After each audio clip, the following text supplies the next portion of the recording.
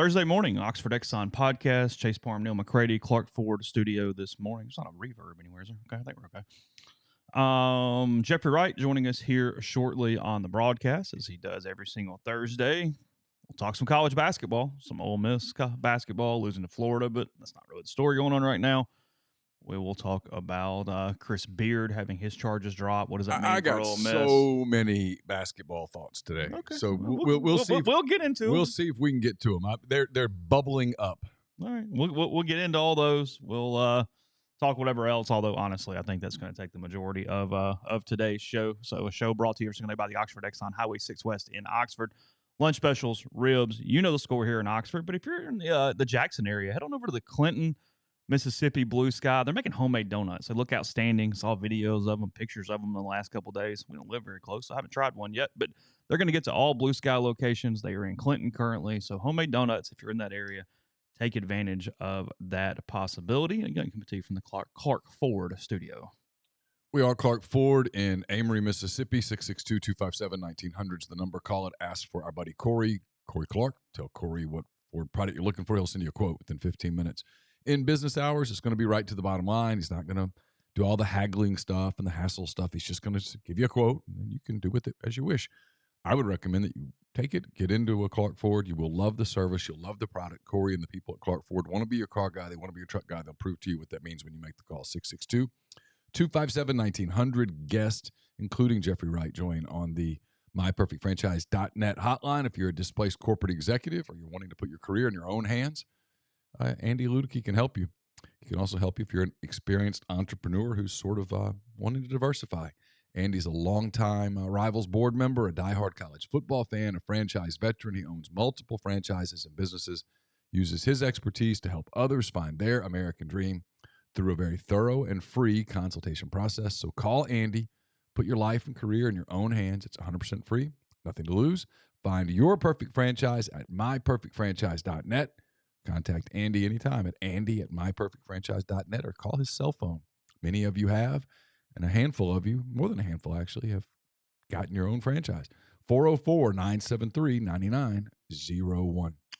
We'll call Jeffrey in just a minute. We'll start our basketball conversation. The one news and notes yesterday, otherwise, just because I will completely forget baseball. But once we get into this other talks, they did announce the weekend rotation yesterday for this weekend against Delaware. Grayson Saunier is fine. Watched him throw a bullpen yesterday.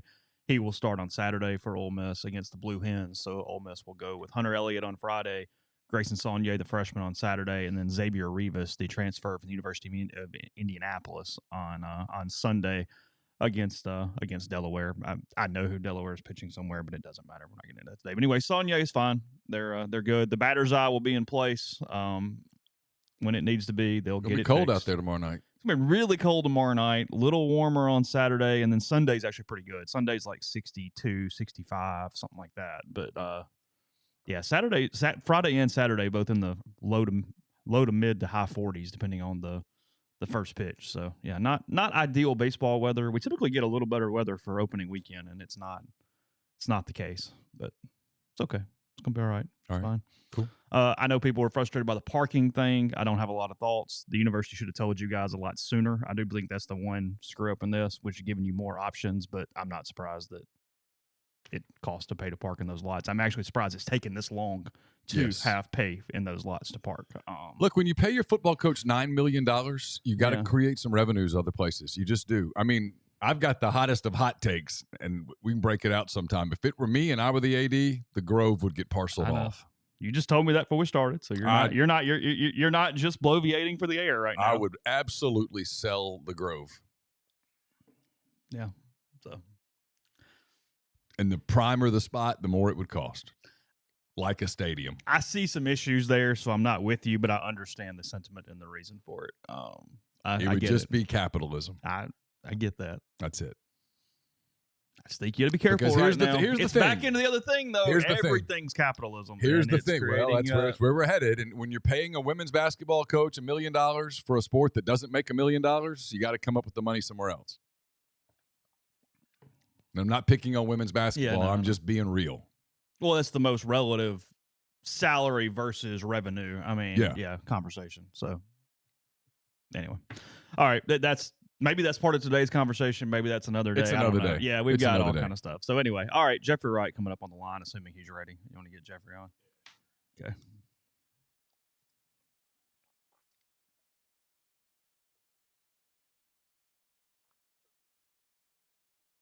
Neal is of the Bears purchasing the suburban area.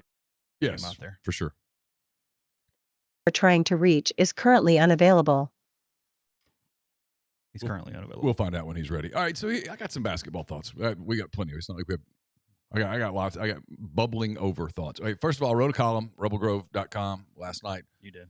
About Chris Beard. The charges dropped against him. Domestic violence charges are dropped. The district attorney in Travis County, Texas, put out a statement saying as much. Not a campaign. I'm not campaigning for Chris Beard at all. I'm pointing something out, though. I watched 3 basketball games last night. 4, actually. I watched Ole Miss in Florida. Actually, I watched 4, yeah. Okay. I watched the other 3. I did the thing that a lot of Ole Miss people, I think, don't do, and that's watch games that don't involve Ole Miss, which is fine. That's not a criticism. But if you watch the other 3, there was a common thread in all 3 games. Tennessee knocked off Alabama in Knoxville. The place was absolutely packed. It was great basketball. Both teams were incredibly well prepared to play. Kentucky rose up, beat Mississippi State in Starkville. The hump was packed. It was rowdy. It was loud. Both teams were very good, very well coached. Both teams were ready to play. It was a good game. Texas A&M came back and defeated Arkansas in College Station. The place was packed. Both teams were well coached. Both teams are dangerous in March. It's 6 teams. It is. Ole Miss has now gone 4 years, if you think about it, where basketball has either been irrelevant or unavailable. Yeah, outside of literally probably a 2-week stretch when they were fringy on that one season. Yeah. Yeah. Yeah. They went 6-12 in the SEC in his second season. The third season, they were a good team, but it was COVID and nobody could go. 25%, whatever. Nobody could go to the damn games. And the last 2 years, they've sucked. It's just bottom line. The numbers say that they're terrible. It's not fair. It's not the right words. People are going to get upset about it, but it is what it is. When you're 6-30 in your last 36 games or whatever the number is, it's not acceptable. I go to the games at home. The atmosphere is it's nothing like the atmosphere that was available last night in Knoxville or in College Station or in Starkville. Nothing like that. Hasn't been like that in a long time. And the risk that you take, I think, when you go multiple years of something being irrelevant is people kind of check out and they don't come back. Some come back, but not everybody comes back. You know, you go to a restaurant, you have a bad experience, you go back again, you have another bad experience. The odds are you're never going back there. Even if you get wind that, hey, it's better now. There's a place in town that I've heard is better now. The last 2 times I went, I thought it was really bad. I don't want to go. It's a higher barrier from a sports standpoint. You're completely right. I mean, obviously, if Ole Miss ends up having a top 15 basketball program, they're going to sell out the pavilion or a basketball team. Sure. But it's a higher barrier of reentry is what it is. There's no doubt about that. So here's the thing for Ole Miss, and I'm assuming for the sake of this conversation that a coaching staff coaches 3 weeks. If it doesn't, well then, whoa.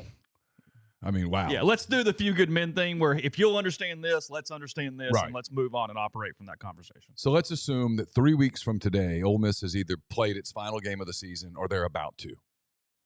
Okay? The problem with some of the mid-major guys that get bandied about, they might be the best coach in the world. Dusty May, for example, at FAU, doing a really good job. They're a good team. The problem with hiring Dusty May, if you do it, is Dusty May getting people excited? You just did Conference USA and it failed. It failed. You brought in a successful Conference USA coach and it failed. So you're going to do it again? And everybody's going, well, he's younger, he's different. Okay, but If I'm Joe Fan, I'm like, I don't know, man. We've done that before. Is he ready to step up in a league that's got the 6 coaches we just talked about? That doesn't even include Bruce Pearl. Doesn't even include some of the really good coaches in the league. Doesn't include Gates at Missouri, who's doing a bang-up job. It doesn't include any of those guys. Can he recruit the kind of players that you have to Ole Miss to win in the league we just described, where it's really hard to win? Can you recruit those players? And so if you can't answer those with pretty strong affirmation, I just don't know that you get people to dial in. And again, the problem it's the eve of baseball. It's February the 16th. They ain't playing baseball in December. They're not going to do it. They're not going to play baseball in January, and they're not going to play baseball in the first half of February, and the second half of February is going to be cold. And so when the excitement of this weekend wears off, baseball's going to simmer down until SEC play starts. That's how it works. I've seen it for 15 years. Yeah. You don't even argue that. No. It's going to be exciting this weekend, then it's going to simmer down. And then when SEC play comes up, it's going to boil back to the surface. But that's not till the middle of March. So you have this massive void that as an institution, I think, is a problem for you. And it's not campaigning for Chris Beard or Will Wade, but it's going, those might be the only people out there that would get people excited enough to give it a chance. Because here's the problem if you hire Dusty May or someone like him and they get off to a slow start, which is likely. People go, oh, here we go again. And you never get a chance to get the ball rolling. Oh no, it's the guarantee in this that is the bottom line thing on this. I don't know what any coach is going to be 3, 4, 5 years down the road, but in years 1, 2, early on in your tenure, or even excitement building up into the tenure, the names that we are aware of: Chris Beard, Will Wade, Chris Holtman, those kind of guys that have some sort of unknown track record. Yeah. It's the day one. Okay, we're serious. Let's go. Everybody else has to prove it. Yeah. Dusty May has to prove it. Now he starts winning. Okay, great. Sure. Pat Kelsey starts winning. Great. Well, okay, whatever. Everybody loves winning. Yeah, sure. Yeah. But there's not as much, hey, this is going to be really exciting. They're going to get some, like, you better have some recruiting wins. You got to have something that goes, oh, wow. Right. It takes an oh, wow versus, oh, the resume is oh, wow. The name is oh, wow. The whatever is oh, wow to get there. There's no doubt about that. Here's the deal. And what happens if FAU doesn't win the CUSA tournament? What happens if they don't get in the tournament? You're hiring an NIT FAU coach? How does that work?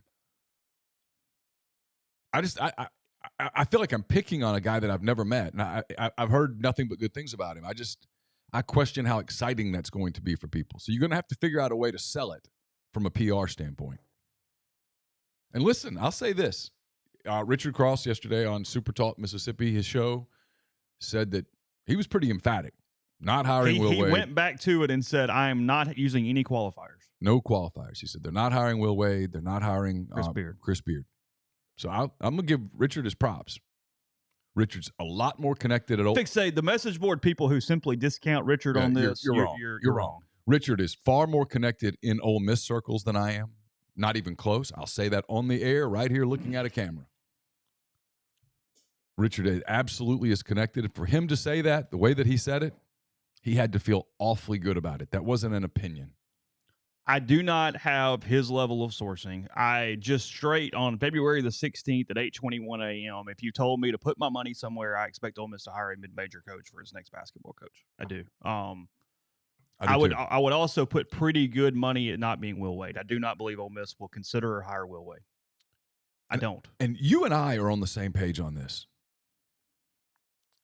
There's more momentum for Beard than there is Wade. It's not even close. Even in circles around Ole Miss, and if that matter more. If it were my decision, you wouldn't have to talk me into Wade very quick.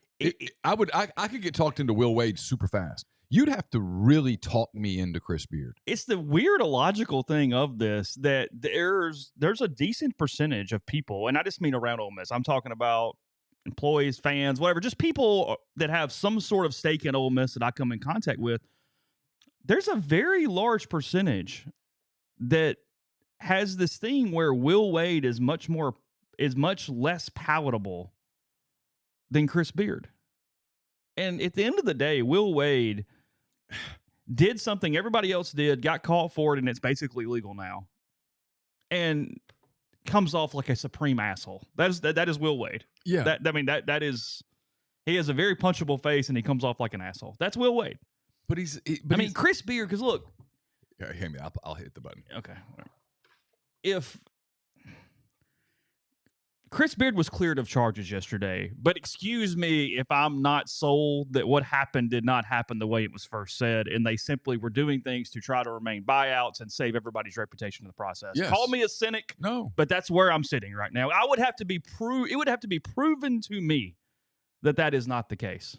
Again, call me what you want. That's what I believe. I'm with you. I would have to know that, nope, he didn't strangle her. But with Will Wade, I'll use your word. So he's an asshole. Yeah. All right. He's an asshole. There's no doubt. But he's a Division I coach. A lot of assholes. Good God. The list of non-assholes. And the nice guys, like I know of a few nice guys, and I fear for them. Almost every successful one is that way.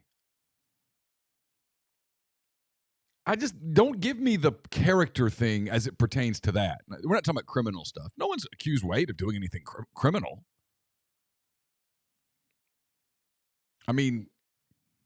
No one's ever said, hey, Will Wade beat his wife. No. Never heard that. Spare me the character thing on these college campuses where we're paying, not we, but where universities are paying really bad people multiple millions of dollars to coach stuff. And at this institution, where they were getting ready last Memorial Day, if NC State gets the last spot instead of Ole Miss, and it was right there on the edge of a coin, they were getting ready to fire one of the highest character people on the damn campus. Why? Because he didn't win at a high enough level. So spare me that stuff. Just throw it out. If you want to come back and go, hey, we just can't afford it, okay, fair enough. But don't give me the whole, well, we just can't go there. He has a punchable face. Do you know how many college football and basketball coaches have punchable faces?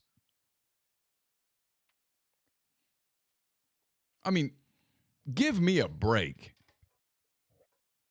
I don't get it. I'm going to be honest. I don't get it. So I wonder sometimes if Will Wade had done the exact same thing at Utah, Arizona State, or Wake Forest, do people still feel that way about him, or is it the LSU thing? Because if it's the LSU thing, some of y'all need to let it go.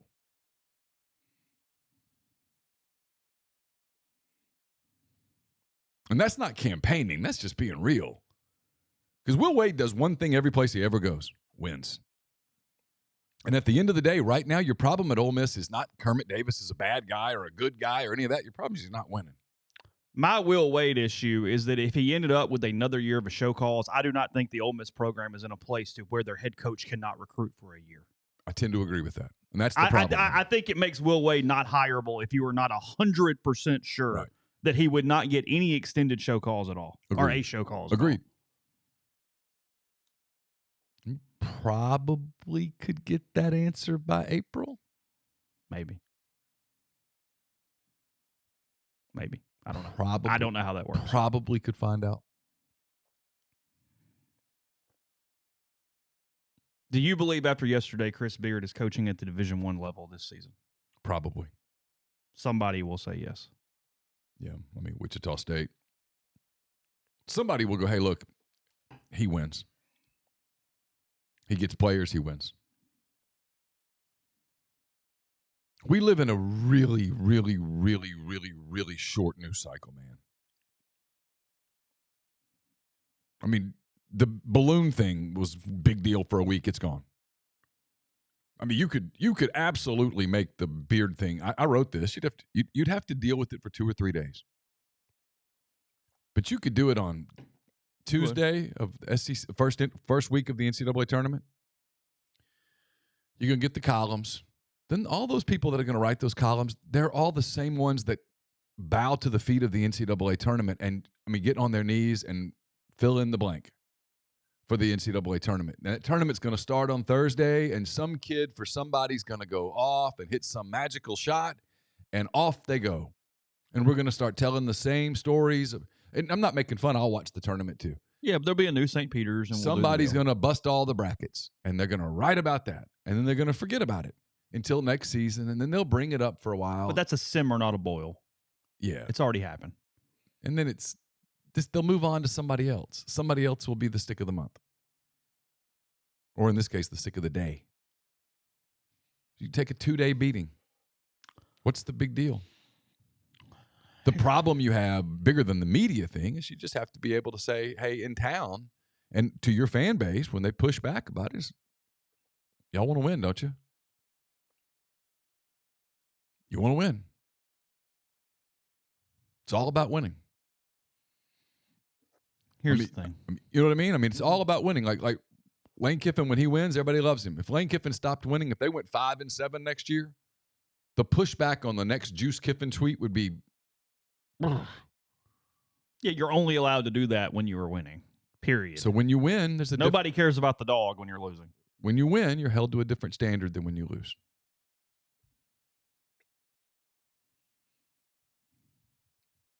Breaking.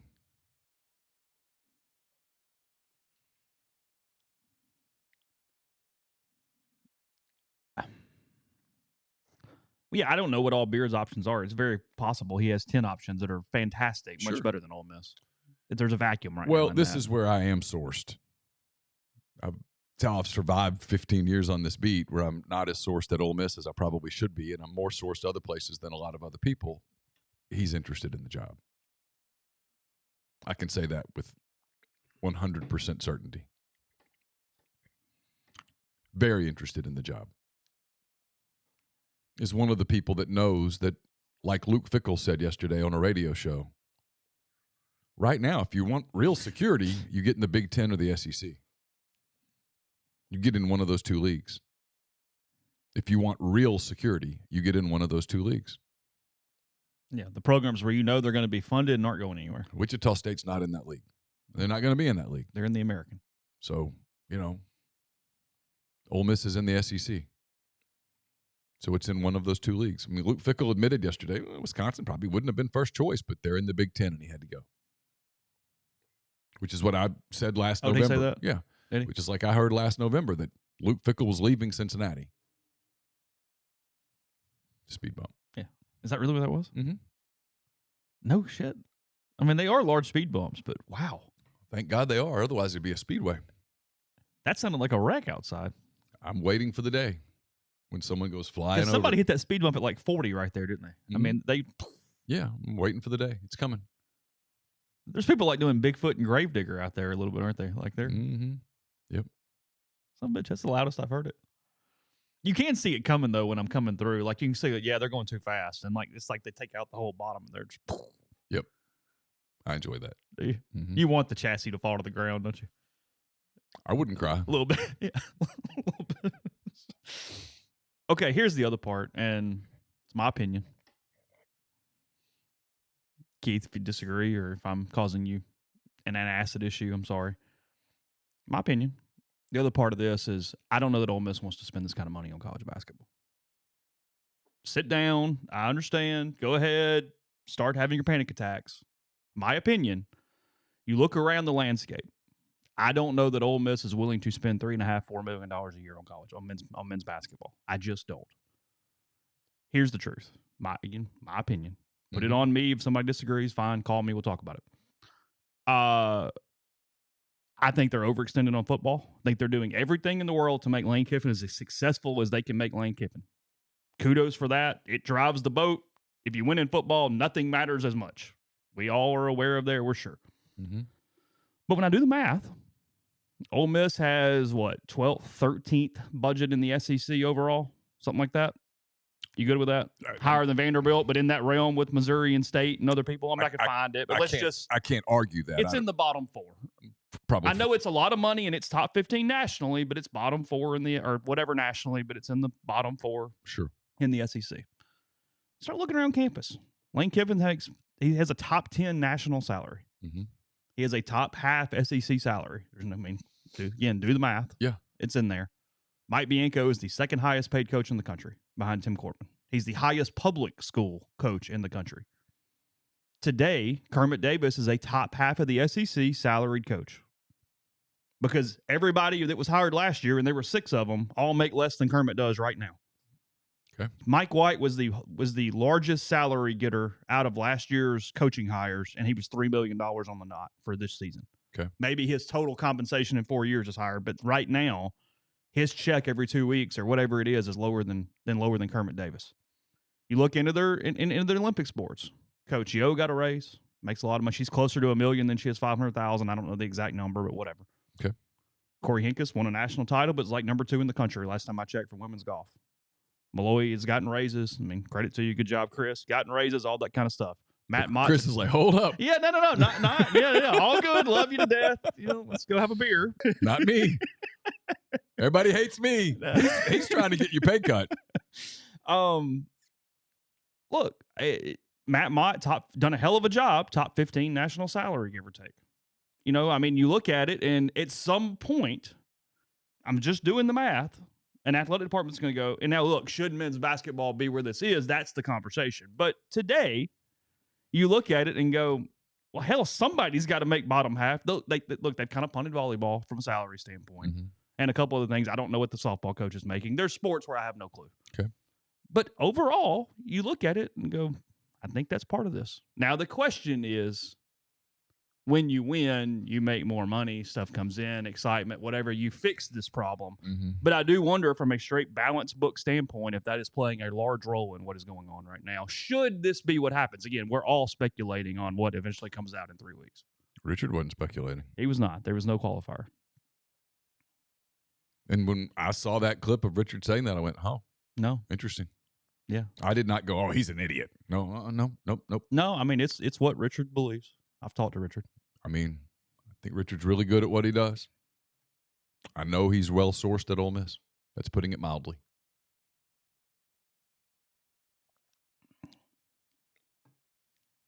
Yeah, it doesn't take breadcrumbs here, guys. I mean,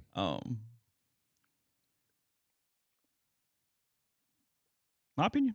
That's why I think they're hiring a mid-major coach, barring someone we're unaware of as of February 16th. I'm stronger on Wade than I am Beard, but I mean, I don't have it anywhere near where Richard has it, but I do not believe Ole Miss is hiring one of those 2 people to be his next men's basketball coach. All I know is that if you don't, and you hire a mid-major and the mid-major doesn't work, and you look up in 2 or 3 years and the 2 people that we're talking about are winning elsewhere. The money that was left over from the sanctions, you only got half back. You didn't get the whole thing back, and frankly, a lot of that was earmarked to Matt from a buyout standpoint.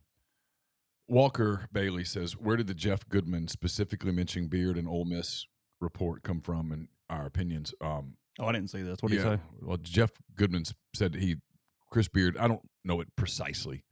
He said that Chris Beard would be back in coaching next season. He mentioned the one school that he mentioned specifically was Ole Miss. Really? It's because Chris Beard wants the job. I wouldn't have written about it last night if I didn't think at least one party wanted the job. Oh, yeah, sure. I mean, I did myself no personal favors by writing that last night. And it wasn't even an option as long as there were criminal charges hanging over his head. Period. But those disappeared last night, and that's what changed that story. Because now he's hireable legally. Whether you can stomach it or not is another matter entirely, and we just discussed that.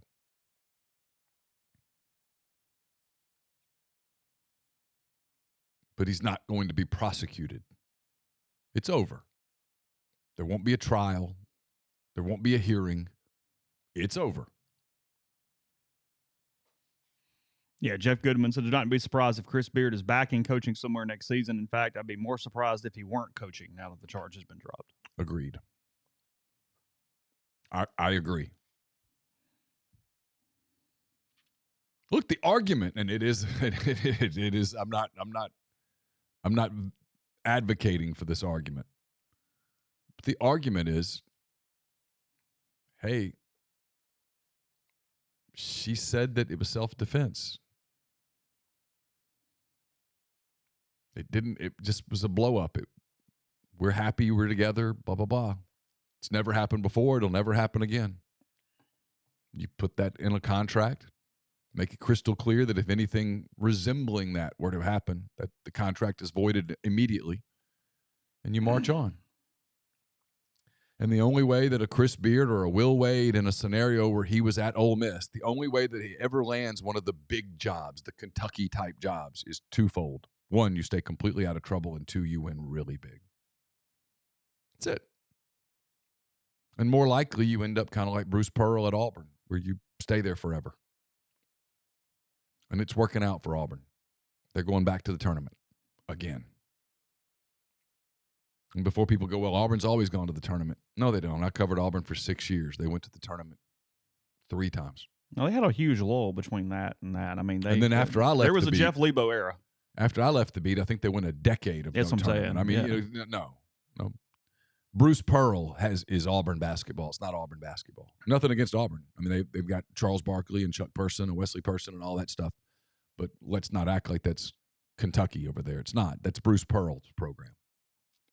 And that's kind of my thing about college basketball. This is kind of my thing. Sports. But right now, especially in basketball, it's not Alabama winning. It's Nate Oates winning. It's not Tennessee winning. It's Rick Barnes. It's not Texas A&M, for God's sake, winning. It's Buzz Williams winning. It's not Arkansas going to back-to-back Elite Eights. It's Eric Musselman. And so if you want to compete in that realm, and hey, guess what? Texas and Oklahoma are joining the league. If you want to compete in that realm, you got to compete in that realm. And I just sometimes, I don't know, man. I get you don't have money, and I don't know who the rapper was that said it. My favorite general manager in the NBA, Sam Presti, quotes it all the time. Hold on, really? Yeah. This is a thing? Scared money don't make money. He uses that? Yeah. Does he really? He does. Scared money don't make money. And I know he's taking it from a rapper who included that in his lyrics. And whoever that rapper is, kudos to you. I'm not familiar with who exactly said it. I'm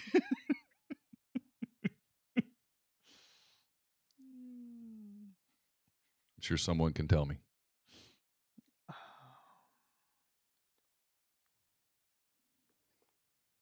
And someone says, I'm sure Auburn basketball is in the black. I don't know. YG. Featuring fellow American rappers J. Cole and Moneybagg Yo. Okay, there you go. Scared money. Grind says Gucci Mane said it. Oh, okay. Fair enough. I just know that Sam Presti quotes it frequently. Okay. That there comes a point where you got to go all in. That's cracking me up, but I don't know. There comes a point when you got to go all in, and scared money don't make money. But sometimes you're going to make mistakes. Sometimes you're going to give money to a free agent that it doesn't work. Sometimes you're going to give out a contract that doesn't work. But if you play scared the whole time and you play super conservative, you're never going to win. So, kind of where they are. But look, Saturday afternoon at 2:30, they're going to play Mississippi State on a February afternoon where, quite frankly, it's going to be, from a climate standpoint, a hell of a lot more comfortable inside the pavilion than it's going to be sitting at Swayze, and there's not going to be anybody at the damn game. And I don't know who else has home games on Saturday in the SEC, but I bet a lot of those environments are going to be packed. I bet they're going to be loud. And that's the league that you compete in. Simple as that.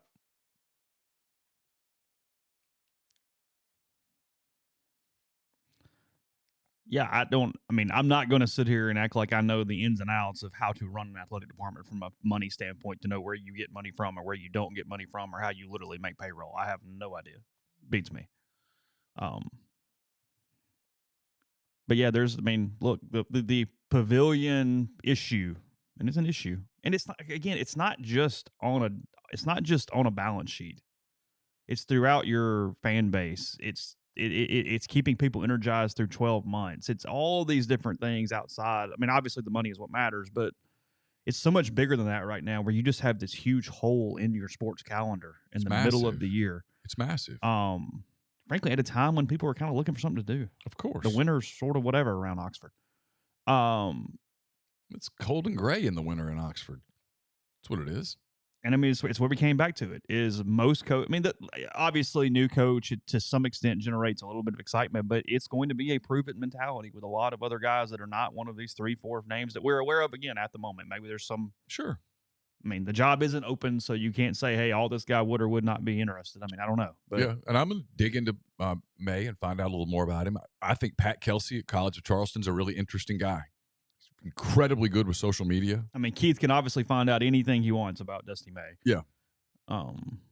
Frankly, that's going to be a little issue for them. It's good. People are going to look at it and go, "Well, that's convenient." He was on Mike's staff at multiple places. He was at La Tech and Florida. It's not fair, but it's going to happen. Yeah. Saturday is Tennessee at Kentucky. That'll be packed. South Carolina at LSU. Nah. Florida at Arkansas. It'll be packed. Mississippi State at Ole Miss. Won't be packed. Georgia at Alabama. Jam-packed. A&M at Missouri. Bouncing off the rafters. Insane. And then Auburn at Vanderbilt. Good be a decent crowd at Vanderbilt. Vanderbilt's playing well.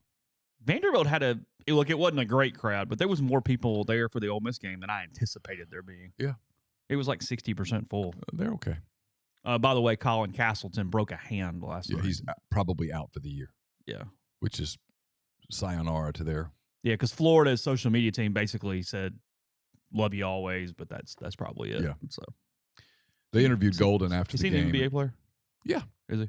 They interviewed Golden after the game, and he said it didn't look good. You could tell he was hoping against hope, but he knew where it was. I think probably they looked at it and you could tell it was broken. Florida beat Ole Miss by, I don't remember the score, 14, 15 points. It was another typical. Florida went on a couple of runs, and Ole Miss answered one of them and couldn't answer the second. 79-64. 15 points. Ole Miss now 2-11 in the SEC, 10-16 overall, I think. Is that right? Something like that.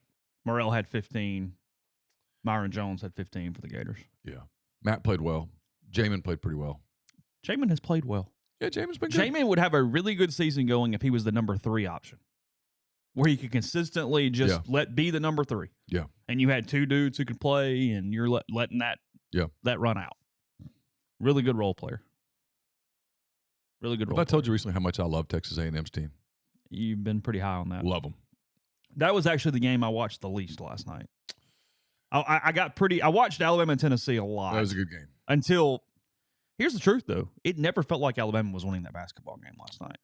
I watched it and went, because I found myself, and I don't know why. I have no issue with Rick Barnes or Tennessee or anything in basketball. I really like Thompson Bowling a lot more than you do. But I found myself really pulling for Alabama for whatever reason in that game, and just kind of almost got uninterested because it never felt like they were going to win the game. There was one point late where they got within 6, and I went, well, they have a shot right here, and then Tennessee scored, and I went, no, they don't. The State-Kentucky game was kind of that way. Felt like State was just right there, and they couldn't get there. Kentucky, to their credit, answered the bell last night. And Tolu Smith for State, 22, Sheboy, 18. Yeah, Sheboy actually looked engaged last night. He did. And then I think Arkansas lost to Texas A&M on the final play of the first half.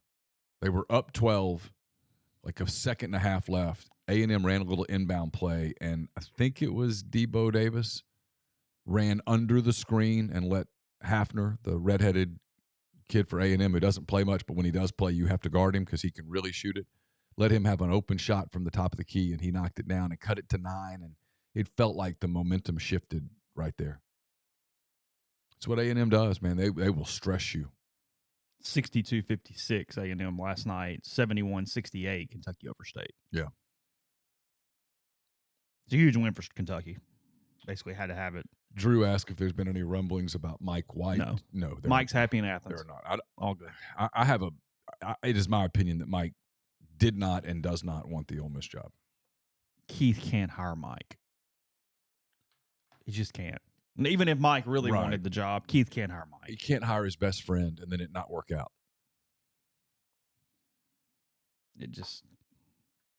But it is my very educated opinion that Mike does not want the job. Because if you come home and then it doesn't work, it's not home anymore. Yeah, home's different. Instead, Mike gets to come back and eat dinner the night before with some buddies and shake some hands and wave. And if he wins, he wins. If he loses, he loses. And down the road, if he ever decides he wants to come back to Oxford, all good. Yeah. Retire and hang out. Or come back one day and be honored. Yeah. Whatever. Oh, yeah, of course. Sure. Yep. Love you all. Yep. You don't get to do that as the coach. No, it will. Look, I think Matt Luke will end up retiring in Oxford, and it will be a little different for him, even though people don't blame Matt. Nobody blames Matt. Yeah. Especially as time is going on. I mean, but put into a situation. The proof of that is they're staying in Athens for right now. Yeah. Just easier. Mike Shula. It all changed. That was sad. All changed. Yeah. Has that softened? Really? It's over. Really? Yeah, come on. When a group of people treats you that badly, you check out. I mean, you go from being kind of a beloved former player to they hate you. After a while, if everybody hates you, you kind of lose interest in them. No, I don't think that's thawed at all. I don't think he has any interest in it thawing. So weird, all over the place. Kentucky's finish. They're now 17-9, 8-5. Their close, it's fascinating to me. I think they've got Florida's a different animal now without Castleton, obviously, because that would have been a much more difficult day for Sheboy as it will be now. Tennessee, at Florida, Auburn, Vanderbilt, Arkansas to close for Kentucky. Not a lot of givens there, but easy road if they just win a couple games in, no problems. I think they probably got in last And they're going to get the benefit of the doubt. Yeah. They're also fourth in the SEC right now. Kentucky is? Mm-hmm. Yeah. Auburn would get the spot by tiebreaker today. Would they? Yeah. Yeah, Bama 12-1, A&M 11-2, Tennessee 9-4, Auburn and Kentucky tied for fourth at 8-5, Missouri 7-6, Vanderbilt 7-6, Florida 7-6, Arkansas 6-7, Georgia 6-7, State 5-8 now. Ole Miss 2-11, South Carolina 2-11, LSU 1-12. So this is updated through today. So State's out, right? I'm pulling up nets because the net is big. Let's see what it is. There is a moral to the story. Hello, Texas A&M. Hello, Mississippi State. Hello, Arkansas. In different ways. Play a very competitive non-league schedule. Don't stack a bunch of stupid wins. It doesn't help you. Why, you ask? Nets through last night. Bama's 2, Tennessee's 3. Arkansas fell 1 spot last night from 20 to 21. Oh, they're 21. As long as they just get a couple of more SEC wins, they might get in at 8-10. Yeah. Auburn moved up from 27 to 26. A&M moved up from 35 to 31. They're very safely in the field finally. Kentucky moved up. Their net's only 31. 31. They played 10. Despite being 11-2 in the league. They played 10 quad 4 games. 10 quad 4s. Mm-hmm. Arkansas's played 4 quad 4 games. Don't play those games. Oh, my God. Don't schedule those damn games. Ole Miss needs to stop scheduling Jackson State and games like that. UNA. Stop. All jokes aside about losing it. Just stop playing the damn game. Don't play it. And people go, well, you can't get enough home dates. Well, no one's coming to your games anyway. Go on the road. Florida, let's see. Mississippi State fell from 40 to 44. Missouri is sitting at 50. Florida moved up from 52 to 51. Vanderbilt's up to 89, but it's too late. Georgia's 123. Ole Miss fell 3 spots in the net to 129. LSU stayed at 145. South Carolina fell to 257. Kentucky has played 7 quad 4 games. Here's 6. Alabama played 3 7, quad 8. 4 games. 3. Can State get in at 8-10? Be bubbly because they could beat Ole Miss, South Carolina, and Vanderbilt and get to 8-10. But that's not giving you any win that matters. Probably have to win another one at Missouri and A&M. Need to win one of those two. For 4-1 down the stretch, because you can't lose to South Carolina or Ole Miss. No. So State's got to go 4-1. You think down the stretch, unless they make noise in Nashville. And last year, A&M made noise in Nashville, and it didn't matter. But again, the Quad 4 thing's interesting. Today, State would play on the first night. Alabama played, State would play first night. Alabama played 3 Quad 4 games. Tennessee played 6. Arkansas and Auburn played 4 each. A&M played 10. Mississippi State played 9. Missouri played 8. Georgia played 10. Like Georgia's 16-10, but their net's 123. It's because they played this super. Yeah. And Mike knew he didn't have a tournament. It didn't matter. But boy, the Gates at Missouri's right now going, if I'd known we were going to be this good, I would have scheduled a little differently. That's the truth. Yeah, find those teams that are 150 to 200, not 200, not 250 to 350. But I mean, Bruce Pearl, Nate Oates, and Eric Musselman have this thing figured out. Kudos to them because they're getting in on. Well, Oates is getting in on wins, and Pearl's at the end of the day going to get in on wins. He's done a really good job. But Arkansas 17-9, 2-6 on the road, 3-1 on neutral floors, 12-2 at home, 2-6 in Quad 1. But they're 4-2 in Quad 2 and 7-1 in Quad 3. There's a big difference between scheduling Quad 3 and scheduling Quad 4. Figure it out.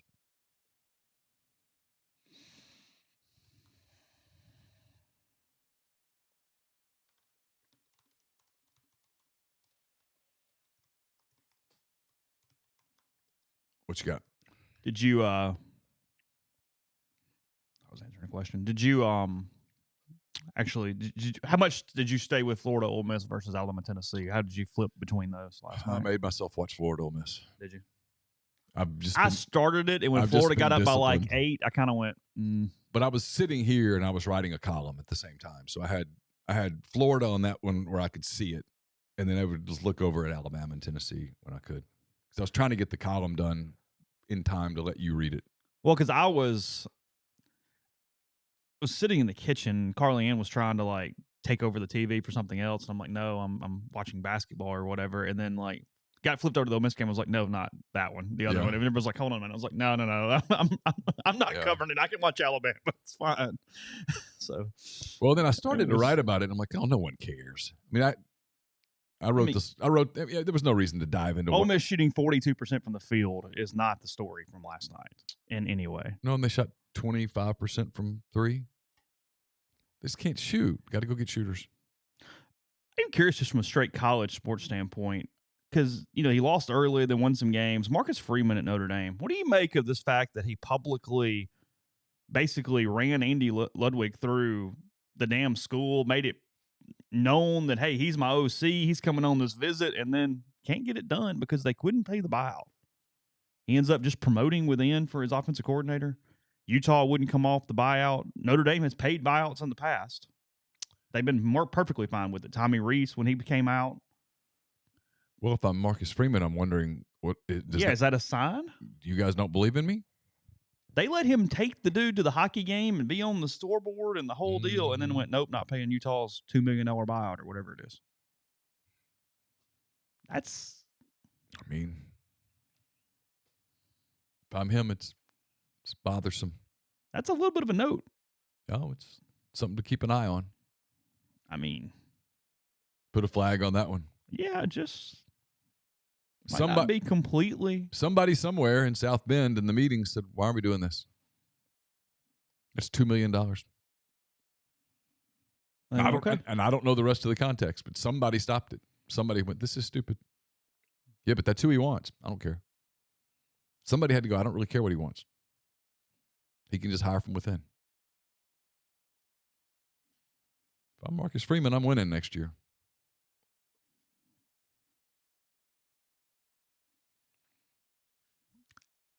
I mean, because that's the deal. That is a functional program from the standpoint of when you don't let a guy hire who he wants to hire, and it's at all within reason. And Notre Dame's an independent. They say they're flush with money, like whatever. Again, I thought Alabama's not telling Nick, yeah, sorry, can't do that. I thought Luke Fickell's comments yesterday were really interesting. Getting the Big Ten. Getting the Big Ten of the SEC. Mm-hmm. If you want. And he kept saying he thinks the Big Ten's going to keep growing because it is. That's one of the reasons. I'll be honest. A lot of people who cover SEC teams, and listen, it's sexy clickbait and it's great conversation, and I get why they do it. I'm sort of unable to really engage in it because I don't really think it's going to matter. The whole scheduling thing, like who gets Vanderbilt or whatever. I don't know. We're gonna do this again in 2 or 3 years. Is my thought. I think they're going to grow again. Yeah, this isn't the end of the day. No, I don't. I think the odds of the SEC sticking at 16 for like 10 years is next to zero. So we'll do it again. Like you'll figure it out because you're going to have to reschedule, and who knows where it's all going. I mean, look, there was Thomas McCann, who covers sports legal stuff, wrote about this in Sportico. I don't have it in front of me, but there was a hearing yesterday, that lawsuit that's going on between the NCAA and the former Villanova football player, and the SEC had a brief in it and stuff about athletes being employees. Did you see this? Yeah, I saw this. I didn't get a full context for it to be part of the show today. No. It's a lot there, and frankly, I'm not sure that it doesn't go above both of our heads. But who knows where all of it's going in terms of like employees and money, and where along these lines of, I mean, like there's the SEC basically, its brief said, if this hearing goes the way of that it appears to be going, if the case goes the way that it appears to be going, programs, plural, will get cut. If you have to pay wages to the players, programs will get cut. Not a little money here and there, just cut programs. If you keep all the Title IX stuff going as well. That you'll just have to start slashing stuff. But then that thing out of California with the assemblyman from Pasadena said you can't do that. Sorry, AD's fired if you do that. He apparently just thinks money's on trees somewhere and you just pull it out because it made it like high school girls or something, Dude, again, in that meeting, there had to be some dude from somewhere in that state that just wanted to hold his hand and go, hold on. Okay, never mind. It's not worth it. Yeah. Just you don't understand, do you? Do your bill, and we'll go from there. Like, it's okay. It's all good. It's the whole thing of, how you got to get the materials to make the electric battery. You get that, right? You understand? Yeah. It's not just charge it up. Yeah. Since we talked about it yesterday, saw the Pulse poll for the day. They talked about the A.J. Brown, Juju Smith-Schuster thing. 68% of the replies, they think Juju Smith-Schuster's Twitter antics were unprofessional and tacky. 21% thought it was funny, and 11% said it was too soon more than anything else. So somebody was doing the whole calling A.J. Brown old man yelling at clouds. I'm like, no, he's not. Look, I thought it was funny. I'm like, no, it wasn't even funny. It was stupid. It was completely unnecessary. It was very unprofessional. I found it to be off-putting. If you're interested in Major League Baseball, the story... Every time I say off-putting, I think of that skit between two ferns.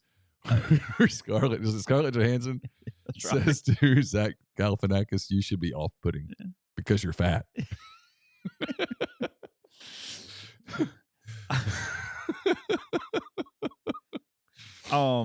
If you're into baseball, the story I'd recommend today, and you probably got to be a subscriber, it's Ken Rosenthal, was writing about how the Mets have a $450 million payroll.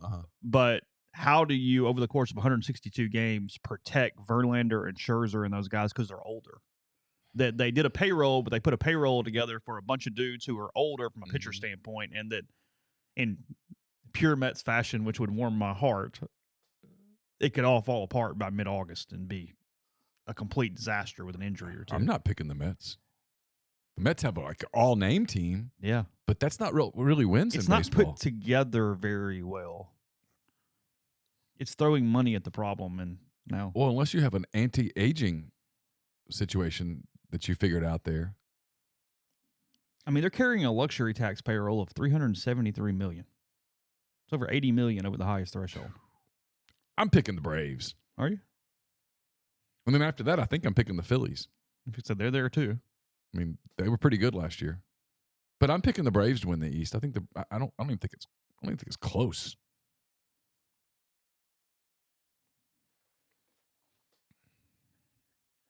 Because here's the deal. It writes that basically any type of issue with those older rotation guys. And the Mets suddenly are counting on David Peterson, Tyler Megill, Eliza Hernandez, and Joey Lecheski. Saddle up. Yep. I'm out. I'm looking forward to the baseball season. All right. Yeah, for some reason. Will you watch more spring training because of the new rules? Yeah. Just to see how it's handled? Yeah.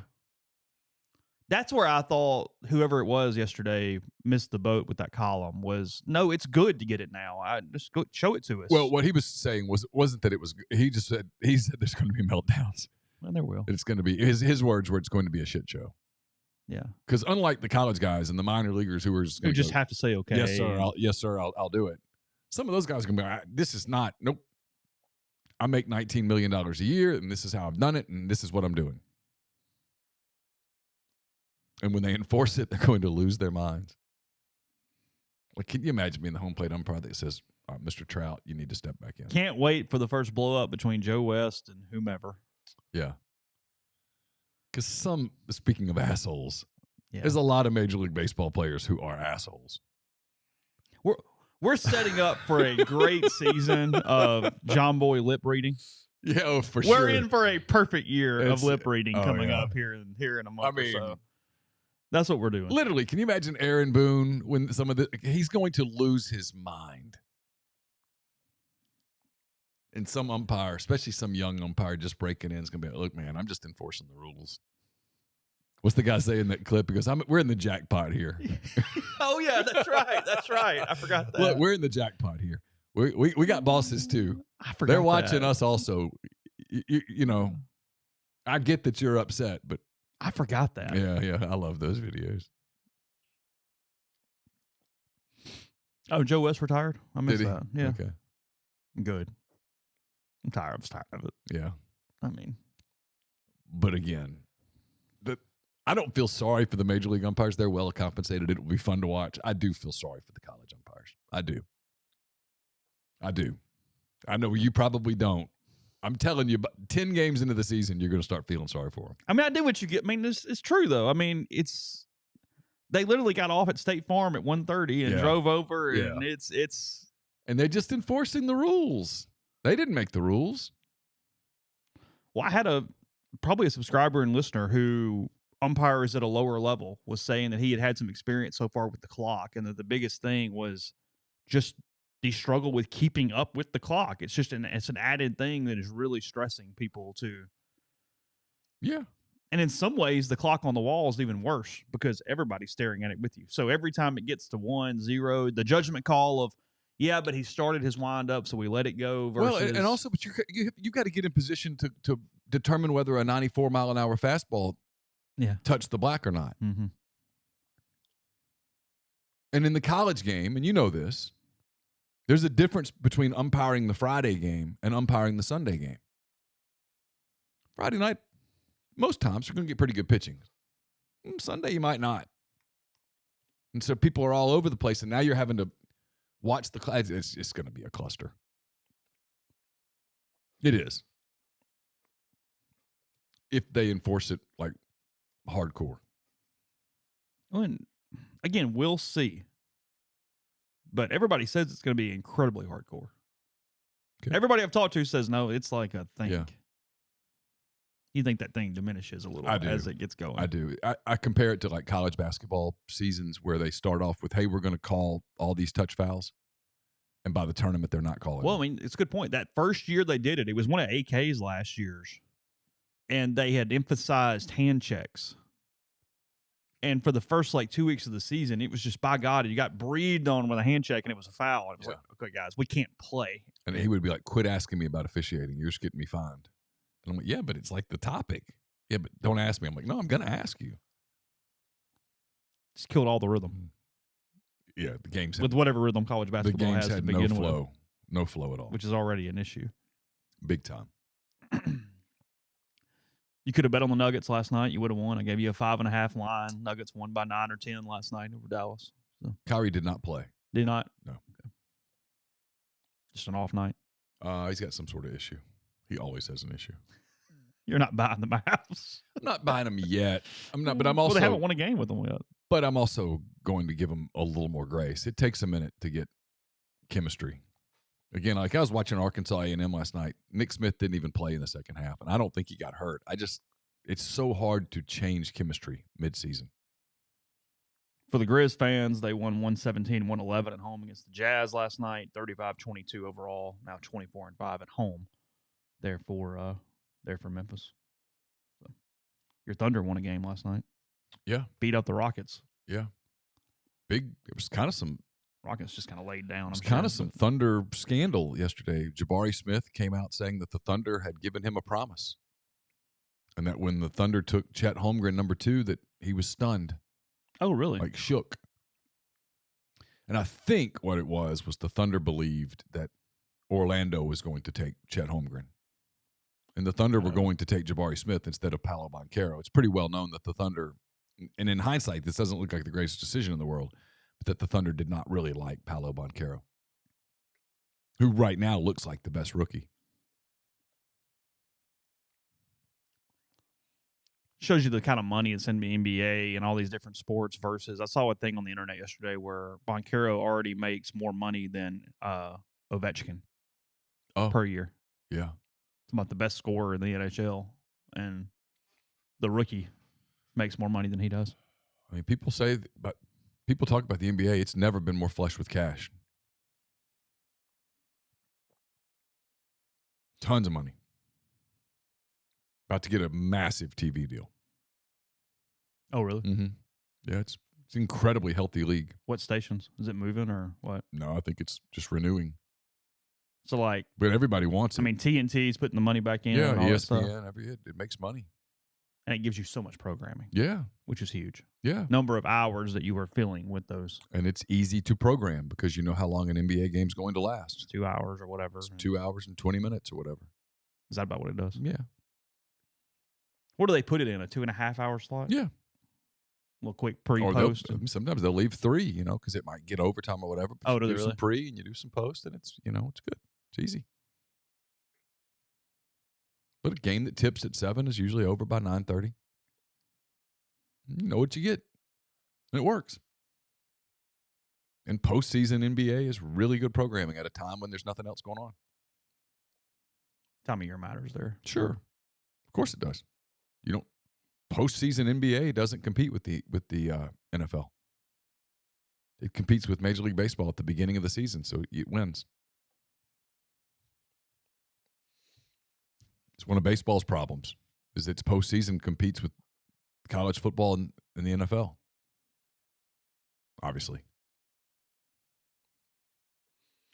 Somebody asked, the women play tonight at 8 o'clock. They are in Baton Rouge to face Kim Mulkey and the Tigers. So Ole Miss 20-5, LSU 23-1, coming off that loss to number 1 South Carolina last weekend. So, yeah. I mean, again, tough road. They've got that, and they've got South Carolina this weekend and back in Oxford on Sunday. But they're both free shots. Oh, yeah. It's whatever. They're in the tournament. Yeah, that's all that matters. Probably a decent seed. I don't know. I haven't looked up net or anything, but I'll take their word for it. This weekend, men's basketball as we close. Anything looking forward to? What's the game? What's the interest? Kentucky, Tennessee. Be really good. Interested to see that. Texas A&M, Missouri. That's the one that's a really good game. Missouri gets that They shot. need it. They need it. They need it bad. Yeah. They're not in today. Curious to see State at home in Oxford, because they got to be kicking themselves a little right now. That was a real shot. Pressure on Arkansas. They got to beat Florida. If they do, they're fine. And they probably will. But no, I want to see Tennessee. Tennessee looked real last night. I told you I thought Tennessee. They can be real. I told you I thought Tennessee would play a proud basketball game. They just get into games where they can't score. But boy, if you can do to Alabama what Tennessee did to Alabama yesterday defensively, you're a threat every night. You could win the whole thing. That Alabama team is explosive. They are really good, and Tennessee put the clamps on them. This thing's going to be, look, if you just like the close games in March, it's going to be wide open. Oh, nobody's amazing. There's 10 teams that could win the national championship. Yeah. Like Northwestern got a big win last night. They beat Indiana. He's done a phenomenal job. Oh, it's incredible. Phenomenal. There's just Houston's really good. Purdue's really good. Houston might be the best team. Do you think so? I mean, they could be. They're really good. I mean, I still think Alabama's the best team. I think Purdue's really good. I mean, there's just a bunch of good teams, but there's no one great team. I like Kansas. Kind of forgotten a little bit. Yeah. They hit that stretch. They lost 3 in a row, I think, at one point. Yeah. Something like that. So we watched Kansas because Carson, that's who he wants the Thunder to draft. Who is it? Grady Dick, the shooter. Oh, really? That small forward. He's a freshman, can absolutely light it up. Is he coming out? Is he yeah, he'll come out. Okay. I mean, I don't know. Yeah. No, he's a wing that can score. Okay. Very thundery player.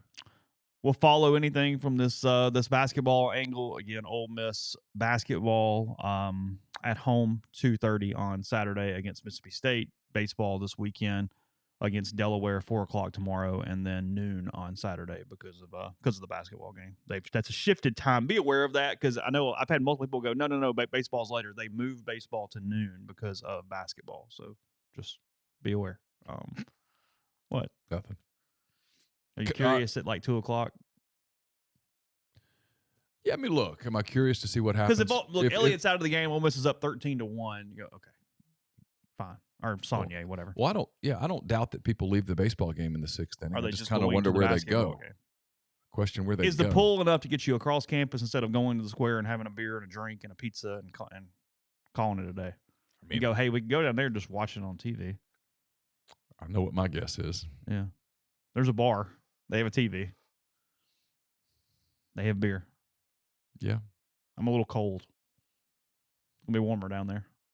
I mean, again, yeah, I won't be surprised if people are flowing out of the baseball stadium in the 7th inning, but I question where they go. Yeah.